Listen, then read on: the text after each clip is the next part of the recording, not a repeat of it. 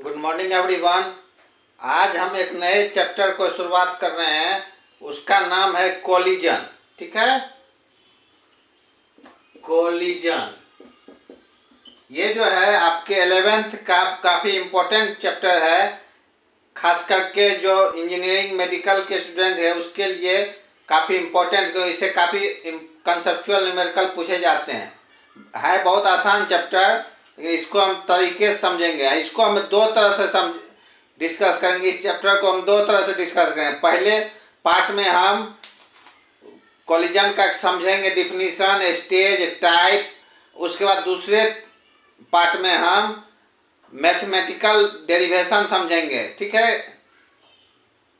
सबसे पहले हम आज कोलिजन का डिफिनीशन समझेंगे और कितने स्टेज में कोलिजन होता है, उसके टाइप क्या होते हैं वो समझते हैं। ठीक है, उसके बाद हम कुछ जो प्रिंसिपल लॉज यूज होते हैं कोलिजन में उसको यूज करेंगे।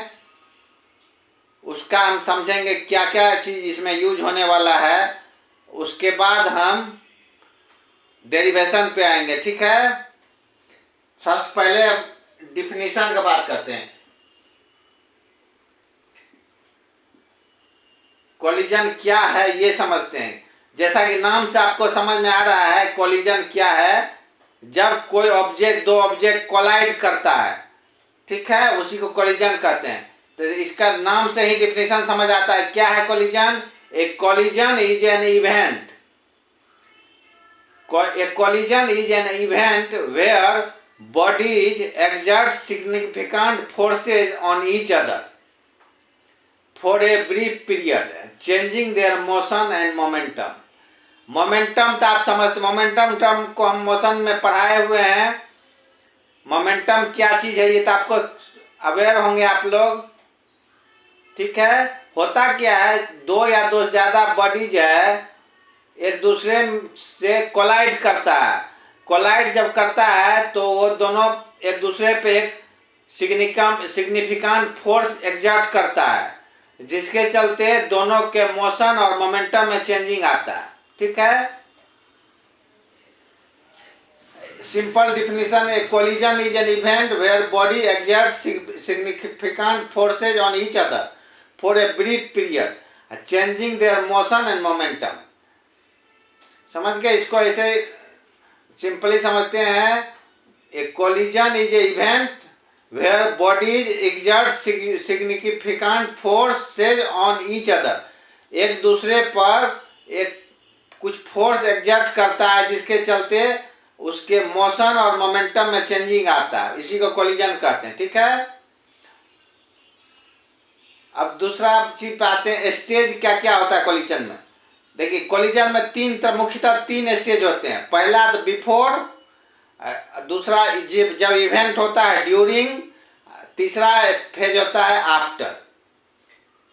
देखिए, सपोज दो ऑब्जेक्ट है, ये कुछ मोशन में है, ये भी कुछ मोशन में है, ये आगे आके कहीं कोलाइड किया। ठीक है, तो पहला स्टेज क्या हो गया, ये आपका बिफोर। दूसरा स्टेज हो गया आपका ड्यूरिंग कोलिजन, जब इवेंट हो रहा है कोलिजन का। उसके बाद दोनों का क्या हो गया, बाद में मोशन चेंज हो गया। ये तीसरा स्टेज आफ्टर का हो गया। ठीक है, कितने स्टेज हो गए कोलिजन में? तीन स्टेज हो गए। ठीक है, बिफोर कोलिजन, उसको भी हम मानते हैं कोलिजन पार्ट। बिफोर उसमें कुछ उसका मोशन, दोनों ऑब्जेक्ट का अपना अपना मोशन होगा। जब बिफोर के स्टेज में कोई इंटरेक्शन फोर्स नहीं होता, क्योंकि दोनों अपना अलग अलग मोशन कर रहा है, उस समय कोई इंटरेक्शन फोर्स नहीं है, जीरो है। बिफोर और आफ्टर में दोनों ऑब्जेक्ट जो है अपने अपने मोशन से मूव कर रहा है। बिफोर और आफ्टर में कोई इंटरेक्शन फोर्स नहीं लग रहा है, कि दोनों ऑब्जेक्ट अपने अपने डायरेक्शन में फ्रीली मूव कर रहा है। लेकिन जब दोनों इवेंट होता है कोलिजन का, उस समय जो है कुछ सिग्निफिकेंट फोर्स जो है एक दूसरे पर दोनों ऑब्जेक्ट लगाता है। ठीक है, सबसे पहले समझ गए आप स्टेज कितने होंगे कोलिजन में? तीन स्टेज होंगे, बिफोर, ड्यूरिंग और आफ्टर। ठीक है, तो आप डिफिनीशन कोलिजन का समझ गए, कोलिजन क्या है समझ गए। कोलिजन मुख्यतः दो या दो से ज्यादा बॉडी जो है ये टकरा कोलाइड होता है, उसके बाद कोलाइड के समय एक दूसरे पर कुछ फोर्स अप्लाई करता है कुछ समय के लिए, जिसके चलते दोनों ऑब्जेक्ट में उसका मोशन और मोमेंटम में चेंजिंग आता है।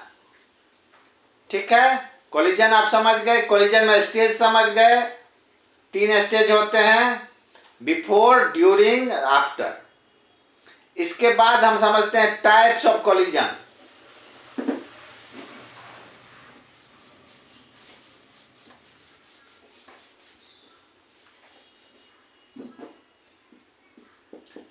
Types of collision.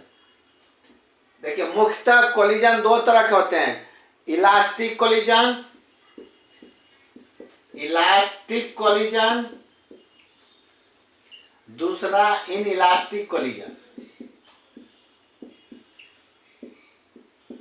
ठीक है, elastic collision, in elastic collision. Elastic collision क्या है और इन इलास्टिक कोलिजन क्या है, इस बेस पे हम पूरा थ्योरी पढ़ेंगे और उसके बेस पे हम कुछ डेरिवेशन करेंगे। ठीक है, देखिए इलास्टिक कोलिजन में जो होता है मोमेंटम और काइनेटिक एनर्जी, इलास्टिक के केस में मोमेंटम और काइनेटिक एनर्जी कंजर्व्ड होता है। देखिए प्रिंसिपल यहाँ काम कर रहा है, क्या क्या, मोमेंटम का प्रिंसिपल और काइनेटिक एनर्जी का principal.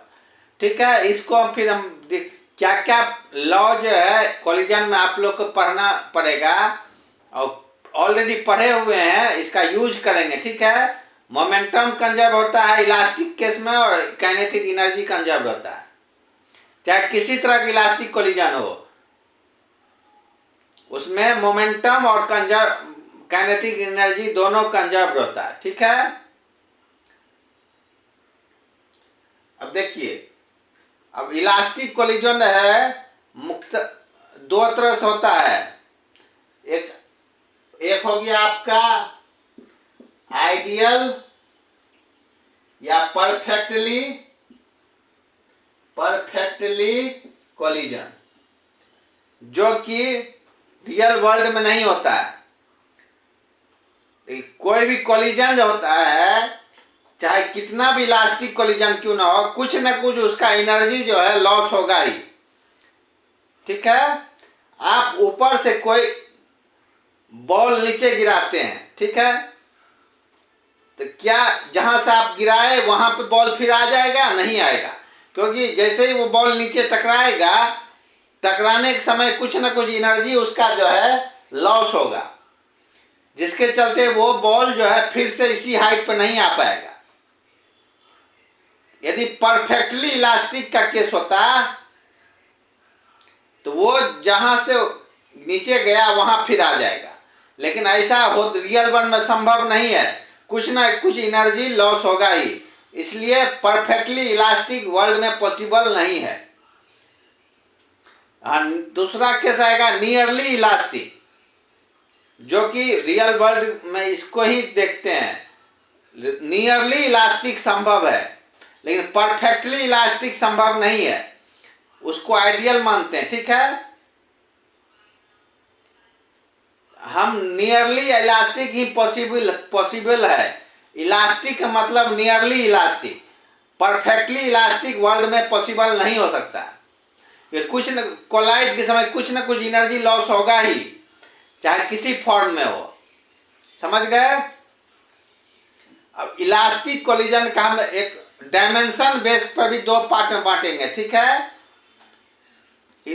Elastic collision basis of dimension जो है 2 तरह से होता है, एक 1 डायमेंशनल होता है, एक होता है 2 डायमेंशनल। दोनों को हम समझते हैं। जब कोई 2 ऑब्जेक्ट किसी स्ट्रेट लाइन पे मूव करता है और दोनों एक दूसरे से कोलाइड करता है और उसके बाद फिर रिबाउंड हो जाता है, दोनों एक दूसरे का टकरा के फिर एक दूसरे रिबाउंड करता है, अलग डायरेक्शन फिर मूव करने लगता है। जब कोई ऑब्जेक्ट जैसे स्ट्रेट लाइन में, ठीक है, स्ट्रेट लाइन में ये भी मूव कर रहा है, ये भी कर, चाहे सब दोनों एक दूसरे की तरफ जा रहा हो कि अपोजिट डायरेक्शन में जा रहा, सपोज ये ऑब्जेक्ट स्ट्रेट लाइन में मूव करना चाहिए, तो स्ट्रेट लाइन 1 डायमेंशन में, और जो कहीं पे जाके दोनों टकरा गया और फिर ये टकरा के रिबाउंड हो गया, ये हो गया आपको वन डायमेंशनल इलास्टिक, इसको हेड ऑन कोलिजन भी कहते हैं, ठीक है। डायमेंशन बेसिस पर समझ गए, एक हो गया वन डायमेंशनल इलास्टिक कोलिजन, दूसरा होता two dimensional elastic collision. Two dimensional elastic collision को हम ऑब्लिक कोलिजन भी कहते हैं, ठीक है। जब किसी प्लेन में, अब वन डायमेंशनल समझ गए, जब किसी स्ट्रेट लाइन पर दो ऑब्जेक्ट जो है मूव कर रहा है और कोलाइड करता है, उसके बाद फिर रिबाउंड हो जाता है। टू डायमेंशनल कोलिजन जो होगा जब किसी प्लेन में